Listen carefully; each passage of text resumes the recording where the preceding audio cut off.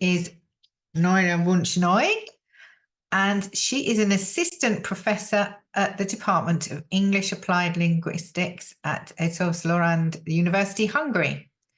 Her research interests include academic and critical literacy development, genre-based pedagogy, museum education, and social semiotic multimodality in higher education. She is a co-author of Helbling Readers blog and has worked on 2 graded reader adaptations of classical fiction. So welcome, Nora, and the floor is yours. Thank you, Vanessa. And I must add that I'm really proud of my teaching experience in Italy, because that's where I taught the youngest students, age 3 to 5, in Genova and Milano. So I think that's just as difficult as teaching university students, if maybe more difficult, actually, as we all know, I think. I will just quickly share my screen. I hope it works this time. Can you see it? It should be yellow. Yes, all clear. Yeah, I mean, the background should be yellow. Okay, so I have 20 minutes. Is that right? Yes, 20. All right, thank you. So I'm really happy to talk about story-based activities to support social and emotional learning in young learners, which I think is a really lovable topic to discuss. So the plan for today. What are social and emotional skills in our view? What's the whole SALNet framework? You can read a lot about it, but I summarize some aspects of it. How can we read for social and emotional skills? And I propose a shift in focus if we want to integrate emotional work in our reading programs. I will talk a little bit about how you can recognize feelings multimodally on page, and also, I think, in real life. And then I will give you just one example from a Helbling reader, The Dark in the Box. I really love this story. The illustrations are beautiful, and I will show you a guided reading example. And then I show you 3 activities to work with, and I give you some ideas on which readers you could read to support social emotional learning, and it's so much to do that I will just get started. So, social and emotional skills, they start after birth. We know that really well. It starts with recognizing happy and sad faces, and it involves learning how to express your own feelings. And what's also important, that it helps us make friendships and maintain healthy relationships.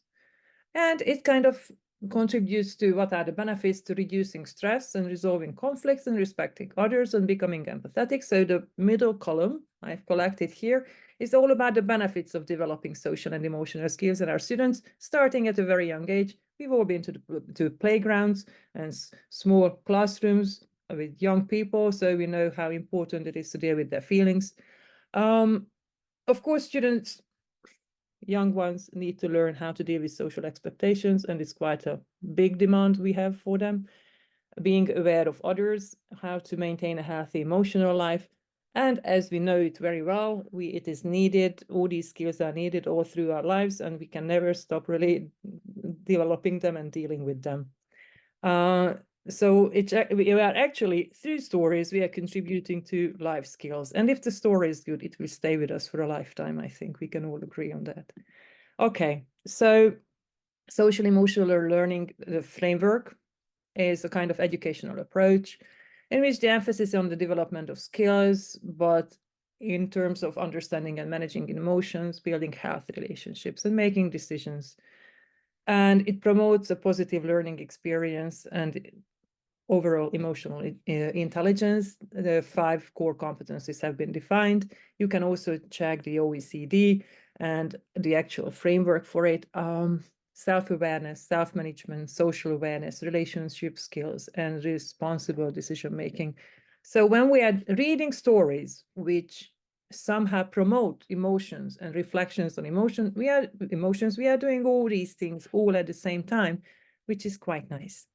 I don't know if I should be checking the chat box now or not, but I don't think I should, right? You will let me know if there is. All good, yes, I'll let you know. Okay, thank you. So what does it mean to read for these kind of skills?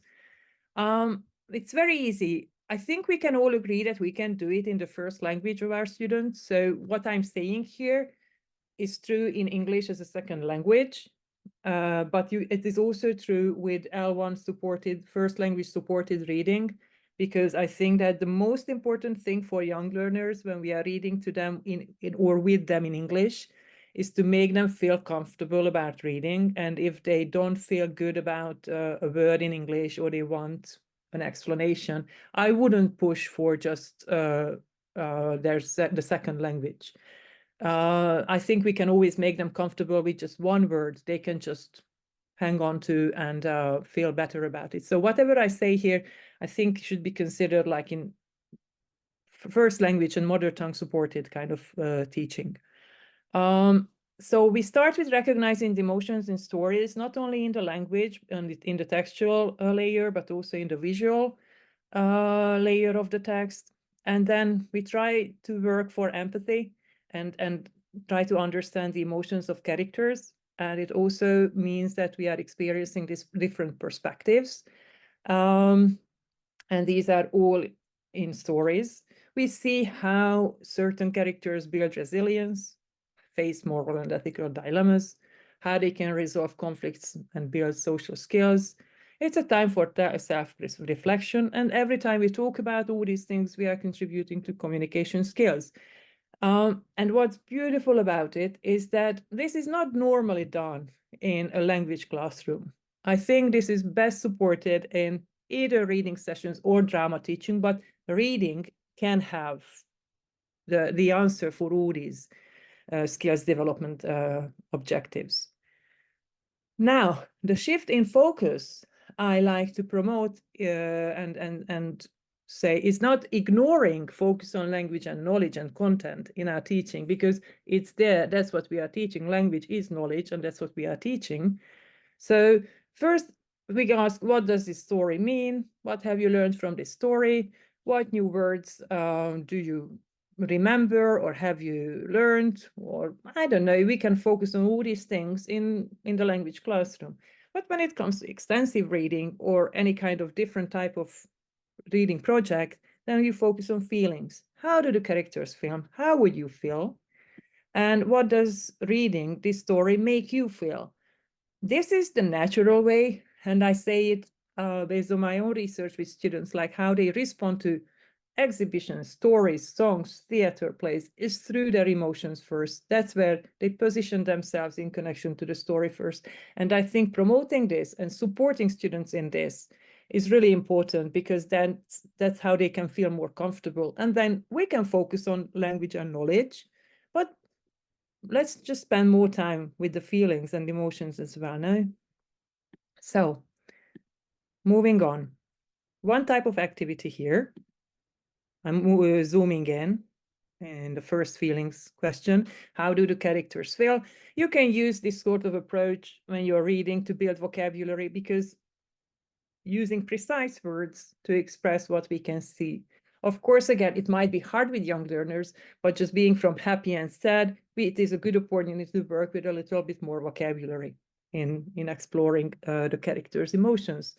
You can also ask students to create feelings, as probably as they get older, they can have more words to describe all these feelings.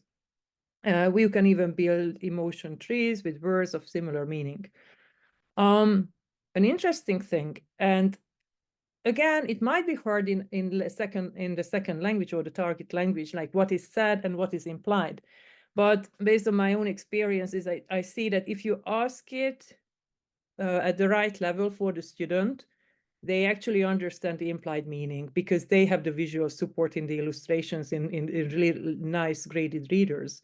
So they will see the literal meaning, they will hear it, but they understand, because they have emotional intelligence already, what sort of meaning. So how do they really feel? What do they really want to say in this situation? So you can actually start digging a little and go deeper in the story. You can also focus on not just the feelings, but like how do emotions change? And this is a lovely question. I think the last one, I like asking this from students, like how do the environment and the weathers influence the characters' feelings? Because this happens to us all the time. And sometimes we say, That is sunny because we are happy. So you can get really, really funny answers here as well. All right. Then moving on, how would you feel? This kind of question evidently helps to develop empathy. So we can just ask students to imagine themselves in that situation, and we can do some creative role play. And you can simply ask, how would you feel? How would you respond in a certain situation? Finally, how does reading this story make you feel? This is how we can actually help students distance themselves from the fictive world of the story. So this is like a preparation for critical reflection in the future. And simply ask students to finish the sentence, this scene or story made me feel, and they will say angry, bored, happy, I don't know. They can say whatever they feel. Again, I've told you this before, in all Having readers, we have reflection boxes, which were designed to engage with emotions and personal responses or explore some new topics. So some readers will already have this for you. Look out for them, because they can be really useful too. When you don't know what to ask, then it's there for you to help. All right.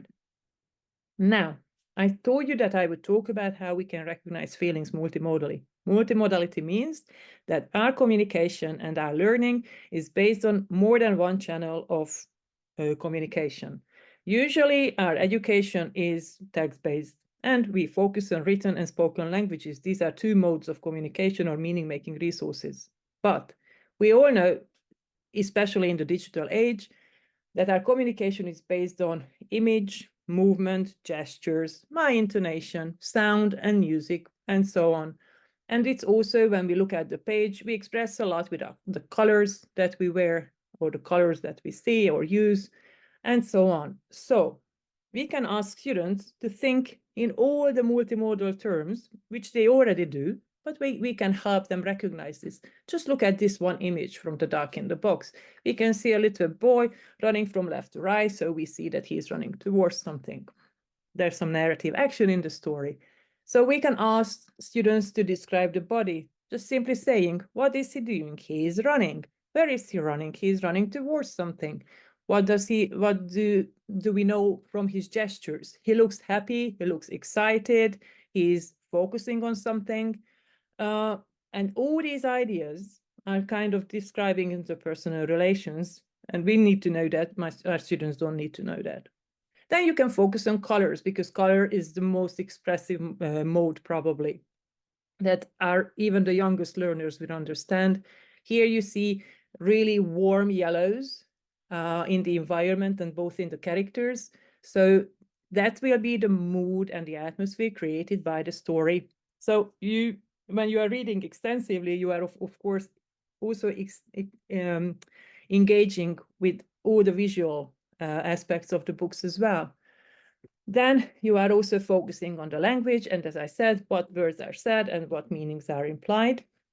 And the sounds, especially if the books you are reading have audio recordings, then there will be a new meaning in the way certain words are said. If the narrator has a calm voice, or if they speak quite quickly, that will kind of imply new meanings. But there can be references in the story to some kind of sounds, which is nice for students to even act out or just imagine. So it's kind of imaginative reading. So, and here is my example. It's quite impressive, I think, the colors in this story. So we have a blog about it called Engaging with Emotions Through Stories. It's a story of a little boy who can't sleep and who is afraid in the dark. And okay, I know that I shouldn't maybe tell you, but I'm warning you, I'm going to tell you the end of the story.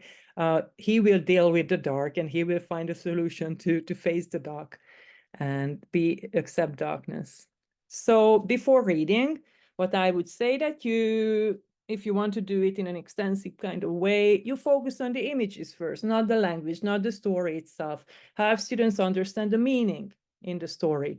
Images first, then focus on colors and look at the characters and somehow engage with their facial gestures. And it's quite impressive in this story. You will see happiness, fear all are expressed, even without reading the words, you will get a general understanding of the story. Then you go, and while you're reading, you can focus on one full double page at a time, but we say it quite a lot. Give time to explore, spend time on the page. I think that students learn a lot by just looking, labeling, asking questions, commenting, and so on. Find interesting things. And then, of course, try to retell the story in your own words, or act it out, or let the student narrate it to you. What you see in this story, for example, is that, especially when we are dealing with emotions, that you can focus on positive change. So this story in particular starts with a happy summer scene, and I selected the color yellow for that little box because that's the general color of that double page. And then we go into pure winter mornings. Again, there's the meaning of color with the white. Then there's the dark of the night, the safety of the room, in the boys' room with some warm yellows and oranges. Then we are dealing with fears. So there's some dark blue and black. We are finding a solution, and there's again some kind of joyful atmosphere at the end.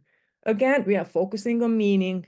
We are discovering how the emotions of the little boy changes, but we don't really worry that much about the textual level of understanding word by word what they are saying. So that was the Dog in the Box. Do check it out. It's a beautiful story. And I just proposed 3 activities to work with emotions with this illustration from our reader, the Velveteen Rabbit. So just simply play with feelings. Write down different emotions from a story you have read. Ask students to pull up a piece of paper. And then they should make a face to illustrate that emotion. And that's it. This is just one way of learning to express and pay attention to gestures, paralinguistic kind of meanings. Then you can go do more discussion and role play during story time. Stop and check with students how the characters are feeling. Ask how they would respond to and behave in the story, and act out the situation. And I think the best thing about every young learner is that they want repetition all the time. This is how I was teaching young learners. So with them, it's easy to read the same story 100 times and just enjoy different aspects of the same story and act out situations. And you can simply express your emotions in connection with the story. And this is like engagement with the story we are reading. Choose an expressive form. If you don't like to say a word, you can draw, you can sing a song, or you can just act it out and move in, show it in your own movements. And this is the way of embodied learning that I like promoting these days as my answer to AI and everything being digital. I think that we need to put the focus back on emotions and embodied ways of knowing and learning, because that will give us some balance in this digital world. So I have just a couple more minutes, so I have some more story recommendations. We have the sun is broken, that for sale, the beach, the big wave, and Harry's H's. You will see that these stories all deal with questions of loss, death, moving somewhere, losing something, dealing with our fears. So even the hardest topics, I think, can be approached with a joyful and beautifully illustrated story. And I think that the key is sometimes to focus on the visual level first and then move towards the textual meaning. And that's how we somehow support extensive reading, even with the youngest ones. Because here we are, when we are talking about young learners, we deal with little language and just developing language and showing them not only the love of reading, we are showing them the love of reading, but also showing them doing it through a love of interacting with books. Because the story time involves something that we do together and we can just work together with, either through listening or viewing, and then reading, of course, eventually. So for more ideas, we have a full section connected with emotions, actually, on our readers blog, but you can also just check out our young learners resources. We like saying that it's all free for you to download and access, and you will get lots of ideas to engage with reading in general, but then you can focus on whatever aspect of reading you like to learn more about. Thank you for your attention, and if you have any questions, I'm happy to talk.